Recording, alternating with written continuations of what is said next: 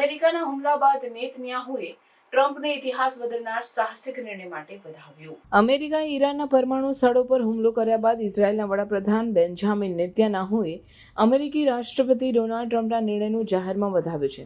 નેતન્યાહુએ જણાવ્યું કે ટ્રમ્પનું આ સાહસિક પગલું ઇતિહાસ બદલી નાખશે અને દુનિયાની સૌથી ખતરનાક સરકારને સૌથી ખતરનાક હથિયારો મેળવવામાં અટકાવશે. તેમણે જણાવ્યું કે અમેરિકાએ જે કર્યું છે તે દુનિયાની બીજી કોઈ પણ દેશ કરી શક્યો નહીં અને આ હુમલાને ઇઝરાયેલ અમેરિકા સહયોગનું ઉત્તમ ઉદાહરણ ગણાવ્યું. આ હુમલામાં અમેરિકાએ ઈરાનના 3 મુખ્ય પરમાણુ સ્થળો ફોર્ડો, નતાન્ઝ અને ઇસ્ફહાનને નિશાન બનાવ્યા હતા. ટ્રમ્પે જણાવ્યું કે ફોર્ડો પર 6 બંકર બસ્ટર બોમ્બ અને અન્ય સ્થળો પર 30 ટોમાહોક મિસાઇલો છોડી હતી. આ હુમલા માટે B-2 સ્ટેલ્થ બોમ્બર્સનો ઉપયોગ થયો હતો. ઇઝરાયેલના વડાપ્રધાને કહ્યું કે આ કાર્યવાહી સંપૂર્ણ રીતે IDF સાથે સંકલન કરીને કરવામાં આવી હતી.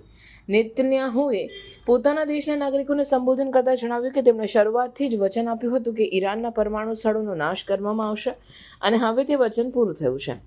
તેણે ટ્રમ્પને મિત્રોનો મિત્ર ગણાવીને આભાર વ્યક્ત કર્યો અને કહ્યું કે ટ્રમ્પના નેતૃત્વ હેઠળ વિશ્વમાં શાંતિ અને સમૃદ્ધિ આવી શકે છે.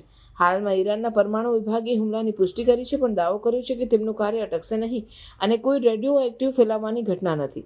બીજી તરફ યુનાઇટેડ નેશન્સના મહાસચિવે આ હુમલાને વિશ્વ શાંતિ માટે સીધી ધમકી ગણાવી છે અને તાત્કાલિક રાજદ્વારી ઉકેલની અપીલ કરી છે. Congratulations, President Trump. Your bold decision to target Iran's nuclear facilities with the awesome and righteous might of the United States will change history. In Operation Rising Lion, Israel has done truly amazing things. But in tonight's action against Iran's nuclear facilities, America has been truly unsurpassed. It has done what no other country on earth could do. History will record that President Trump acted to deny the world's most dangerous regime the world's most dangerous weapons. His leadership today has created a pivot of history that can help lead the Middle East and beyond to a future of prosperity and peace. President Trump and I often say, peace through strength.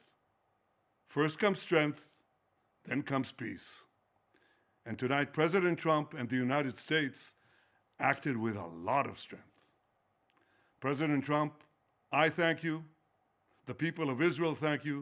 The forces of civilization thank you. God bless America. God bless Israel.